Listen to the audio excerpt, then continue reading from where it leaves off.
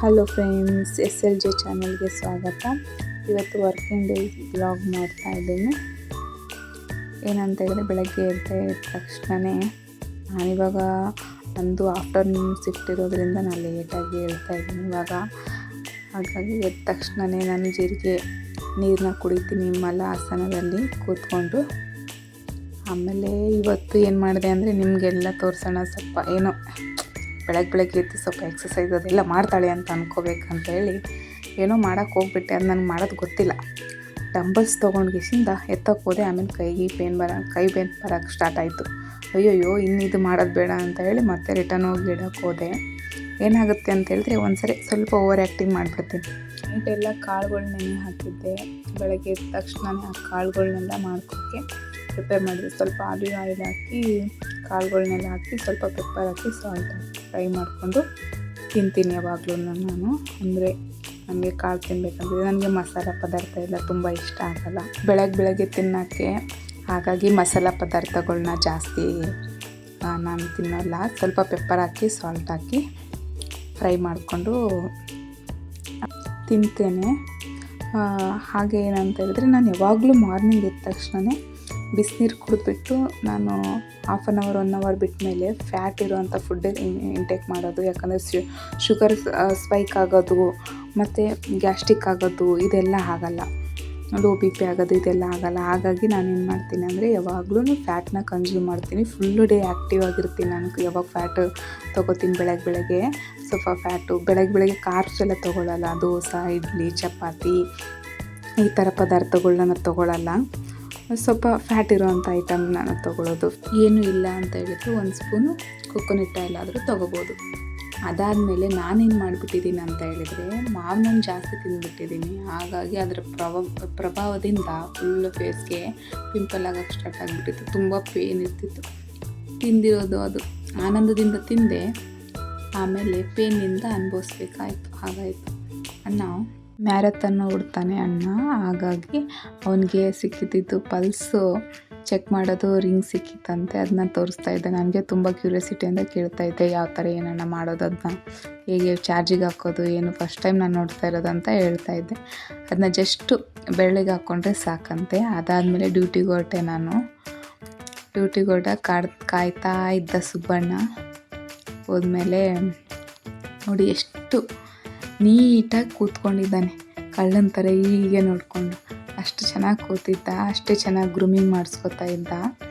ಅದಾದಮೇಲೆ ಇನ್ನೊಂದು ಇವತ್ತು ತುಂಬ ಕೇಸಸ್ ಇದ್ದು ಗ್ರೂಮಿಂಗಲ್ಲಿ.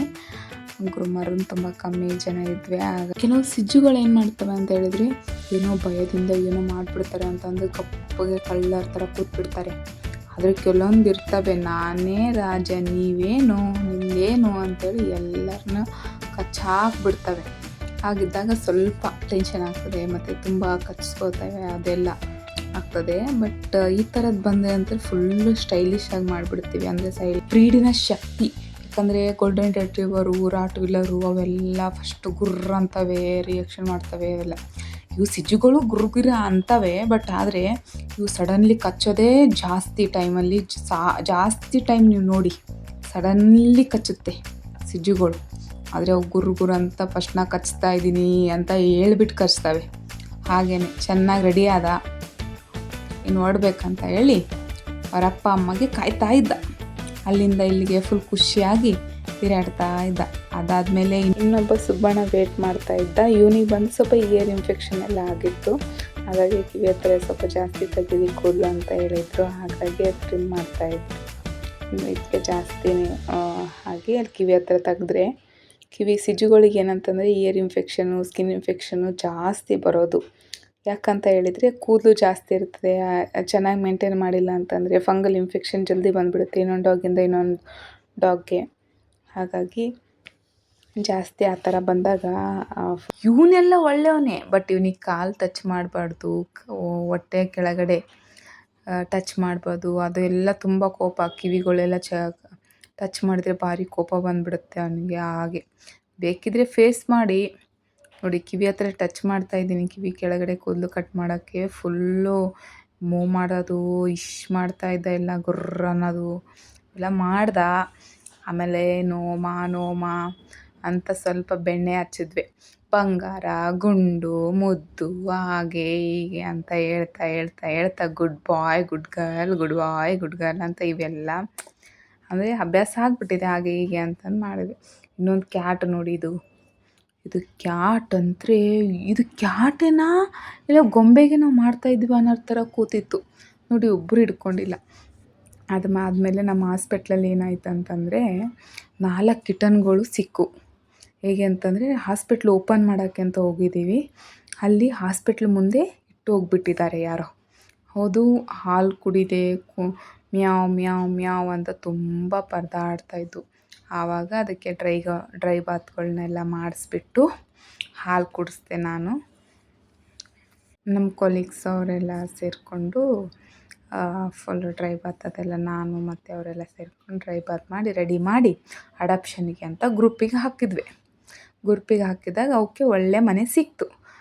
ಯಾರೋ ಪುಣ್ಯಾತ್ಮರು ಬಂದು ನಾವು ನೋಡ್ಕೋತೀವಿ ಅಂತ ಹೇಳಿ ಅವರು ಒಳ್ಳೆ ಮನೆ ಎಲ್ಲ ಅವರು ಹಿಂದೆ ಮುಂದೆ ನೋಡದೆ ಪರ್ಚೇಸ್ ಮಾಡಿಕೊಂಡು ಅದಕ್ಕೇನೇನೆಲ್ಲ ಬೇಕು ಹೇಳಿ ಮೇಡಮ್ ನಾವು ತೊಗೊಂಡು ಹೋಗ್ತೀವಿ ಅಂತ ಹೇಳಿ ಆ ಮಿಲ್ಕ್ ಪೌಡರು ಅದು ಎಲ್ಲ ತೊಗೊಂಡೋಗಿ ಅಡಾಪ್ಟ್ ಮಾಡಿಕೊಂಡ್ರು. ತುಂಬಾ ಖುಷಿಯಾಯಿತು, ಒಂದು ಒಳ್ಳೆ ಮನೇನ ಕೊಡಿಸಿದ್ವಲ್ಲ ಆ ಕಿಟನ್ಗಳಿಗೆ ಅಂತ. ತುಂಬ ಗಲೀಜಾಗಿ ಯಾರೋ ನೋಡ್ಕೋಕ್ಕಾಗಿಲ್ಲ ಅಂತಂದಮೇಲೆ ಈ ಥರ ಏನೋ ಅವರಿಗೆ ತಿಳಿದಿದೆ ಮಾಡಿದ್ದಾರೆ. ಇಷ್ಟಾದರೂ ಮಾಡಬೇಕಿಲ್ಲ, ಬೀದಿಗೆ ಬಿಟ್ಟರೆ ನಾಯಿಗಳು ಕಚ್ಚಿ ತಿಂದಾಕ್ಬಿಡ್ತಿದ್ವಲ್ಲ, ಅಟ್ಲೀಸ್ಟ್ ಇಷ್ಟಾದರೂ ಬುದ್ಧಿವಂತರಿದ್ದಾರೆ ಅಂತ ಖುಷಿ ಆಯಿತು. ಅಟ್ಲೀಸ್ಟ್ ಎಲ್ಲಾದರೂ ಪೆಟ್ ಹಾಸ್ಪಿಟ್ಲು ಎಲ್ಲೋ ಒಂದು ಕಡೆ ಇಟ್ಟರೆ ಯಾರೋ 1000 ಜನ ಕಸ್ಟಮರ್ ಬರ್ತಾರೆ, ಅದರಲ್ಲಿ ಯಾರೋ ಒಬ್ಬರು ತೊಗೊಂಡು ಹೋಗ್ತಾರೆ. ಕೆಲವೊಬ್ರಿಗೆ ಸೇವೆ ಮಾಡಬೇಕಂತ ಇರುತ್ತೆ ಮನೋಭಾವ ಪೆಟ್ಟುಗಳಿಗೆ, ಕೆಲವೊಬ್ರಿಗಿರುತ್ತೆ ಓಕೆ ನಾವು ಮನೇಲಿ ನಾವು ನೋಡ್ಕೋಬೋದು, ನನಗೆ ಕೆಪಬಿಲಿಟಿ ಇದೆ ಅದು ನೋಡ್ಕೋಷ್ಟು. ಹಾಗೆ ಕೆಲವೊಬ್ರದ್ದು ಕೆಲವೊಂದು ಮೆಂಟಾಲಿಟಿ ಇರುತ್ತೆ. ಈ ಥರ ಹಾಸ್ಪಿಟ್ಲ್ ಹತ್ರ ಹೇಳ್ಬಿಟ್ಟು ಕೊಟ್ಟು ಹೋಗೋದಾಗಲಿ, ಇಲ್ಲ ಅಂತಂದರೆ ರೆಸ್ಕ್ಯೂ ಸೆಂಟರ್ಗೆ ಕಾಲ್ ಮಾಡಿ ಹೇಳೋದಾಗಲಿ, ಈ ಥರ ಮಾಡಬೇಕು. ಇದನ್ನ ನೋಡಿ ಕ್ಯಾಟ್ ಫುಲ್ಲು ಮಜಾ ತೊಗೋತಾ ಇದೆ. ನಾನು ಏರ್ ಕ್ಲೀನಿಂಗ್ ಮಾಡ್ತಾಯಿದ್ದೀನಿ, ಫುಲ್ಲು ಇನ್ಫೆಕ್ಷನ್ ಆಗಿಬಿಟ್ಟಿದೆ, ಇಯರ್ ಮೈಟ್ಸ್ ಇನ್ಫೆಕ್ಷನ್ನು. ಫುಲ್ಲು ಮಜಾ ತೊಗೋತಾ ಇದೆ, ಹಿಂಗೆ ಕೆರಿತಾ ಇದ್ದೀನಿ. ಬರೇ ನೀನು ಕೆರಿಯಮ್ಮ, ನನಗೆ ಈ ಥರ ಮಸಾಜ್ ಮಾಡು ಕಿವಿಗೆ, ಇಯರ್ ಬಡ್ಸ್ ಮಾತ್ರ ಹಾಕಬೇಡ ನನಗೆ ಅಂತ ಹೇಳ್ತಾ ಇದ್ದವನು. ಇಯರ್ ಬಡ್ಸ್ ಮಾತ್ರ ಹಾಕಬೇಡ ನನಗೆ, ಕಿವಿ ಇಚ್ಚಿಂಗ್ ನೋವಾಗ್ತಾ ಇದೆ ನನಗೆ ಅಂತಂದು ವಾರ್ನಿಂಗ್ ಕೊಡ್ತಾ ಇದ್ದ. ನಾನು ಬಿಡ್ತಾ ಇರಲಿಲ್ಲ. ಒಳಗೆಲ್ಲ ಇದೆಯಪ್ಪ, ಇಷ್ಟು ಕಸ ತುಂಬ್ಕೊಂಡಿದೆಯಾ, ತೆಗಿತೀನಿ ನಾನು ಅಷ್ಟೊಂದು. ನನಗೆ ಕೌರೋದಂದರೆ ತುಂಬ ಇಷ್ಟ. ಅವನಿಗೆ ನನಗೆ ಪೇನ್ ಆಗ್ತದೋ ಮಾರಾಯ್ತಿ, ಬರೀ ಮಸಾಜ್ ಮಾಡು ಅಂತ ಹೇಳ್ತಾ ಇದ್ದ. ಆ ಥರ ಆಯಿತು ಇವತ್ತಿಂದು, ಒಳ್ಳೆ ಮಜವಾಗಿತ್ತು. ಇದು ಎಷ್ಟು ಕ್ಯೂಟಾಗಿದ್ನ ಅಂದರೆ, ಎಷ್ಟು ಕ್ಯೂಟ್ ಕ್ಯಾಟ್ ಅಂದರೆ ತುಂಬ ಕ್ಯೂಟಾಗಿತ್ತು ಇದು. ನೋಡಿ ಕಸ ಹಾಗೆ ಬರ್ತಾಯಿದೆ, ಮಸಾಜ್ ಮಾಡಿದರೆ ತುಂಬ ಖುಷಿ, ನಿದ್ದೆ ಮಾಡ್ತಾನೆ. ಅದೇ ಇಯರ್ ಬಡ್ಸ್ ಆಗಿ ತೆಗಿತೀನಪ್ಪ ಒಳಗಿಂದೆಲ್ಲ ಗಲೀಜು ಅಂತ ಹೇಳಿದ್ರೆ, ನೀವು ಮಸಾಜ್ ಮಾತ್ರ ಮಾಡಿ, ನೀವು ಏನಾದರೂ ಬರ್ಡ್ಸ್ ಹಾಕಿದರೆ ನಾನು ಮಾತ್ರ ಕ್ರ್ಯಾಚ್ ಮಾಡ್ತೀನಿ ಅಂತ ಹೇಳ್ತಾ ಇದ್ದ. ಅಂತೂ ಇಂತೂ ಮಸಾಜ್ ಮಾಡಿಬಿಟ್ಟು ಕ್ಲೀನ್ ಮಾಡಿದೆ. ಆಲ್ಮೋಸ್ಟ್ 90% ಆಯಿತು. ಆಗ ಅವರಿಗೆ ಎಕ್ಸ್ಪ್ಲೇನ್ ಮಾಡ್ತಾಯಿದ್ದೆ, ವೀಕ್ಲಿ ಒಂದ್ಸರಿ ಮಾಡಿಸಿ ಸರ್, ಇಲ್ಲ ಅಂತಂದರೆ ಇನ್ಫೆಕ್ಷನ್ ಆಗ್ತದೆ, ವೀಕ್ಲಿ ಒಂದ್ಸರಿ ನೀವಾದರೂ ಮಾಡ್ಬೋದು, ಇಲ್ಲ ಕರ್ಕೊಂಬಂದು ಮಾಡಿಸಿ ಅಂತ ಹೇಳ್ತಾ ಇದ್ದೆ. ಹೀಗೆ ಇಯರ್ ಮೈಟ್ಸ್ ಇನ್ಫೆಕ್ಷನ್ ಆದರೆ ಅಂತಂದರೆ ತುಂಬ ಇಚ್ಚಿಂಗು, ಸ್ಕಿನ್ ಇನ್ಫೆಕ್ಷನ್ಸ್ ಎಲ್ಲ ಬರ್ತವೆ ಇಯರ್ ಮೈಟ್ಸ್ ಜಾಸ್ತಿ ಆದಾಗ ಅಂತ ಎಕ್ಸ್ಪ್ಲೇನ್ ಮಾಡ್ತಾಯಿದ್ದೆ. ಹಾಗೆ ಈ ಚಾನಲ್ ನಿಮ್ಗೆ ಇಷ್ಟ ಆಗಿದ್ದರೆ ಲೈಕ್ ಮಾಡಿ, ಶೇರ್ ಮಾಡಿ, ಸಬ್ಸ್ಕ್ರೈಬ್ ಮಾಡಿ. ಮುಂದೆ ನನ್ನ ಜರ್ನಿನ ನಿಮ್ಮ ಜೊತೆ ಹಂಚ್ಕೋತೀನಿ.